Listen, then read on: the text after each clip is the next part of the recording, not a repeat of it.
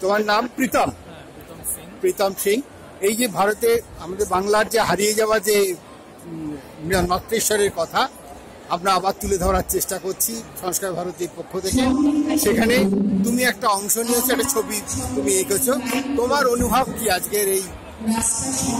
প্রচন্ড আপ্লুত আমাকে এরকম একটি সুযোগ করে দেওয়ার জন্য। এবং আমার যে ছবিটি দেখতে পাচ্ছি, যেটা আমি এঁকেছি, এটা কিন্তু আসলেই এটা আমাদের বাংলার কোনো ধারা নয়, এটি থাইল্যান্ডের পেন্টিং, যেটা অ্যাকচুয়ালি থাই পেন্টিং বলা হয়। তো আমাদের নর্তেশ্বরকে বিভিন্ন রকমভাবে উপস্থাপনা করা হয়েছে, তার মধ্যে এটি একটি, যেটি কিছু স্পেসিফিক বৈশিষ্ট্য দেখা যায়, যেমন আঙ্গুল অত্যন্ত সুচলো, কিংবা এই যে ড্রাগনের উপস্থিতি, তারপরে মুদ্রাগুলো, এইসব কিছু বিশেষত্ব দেখা যায়।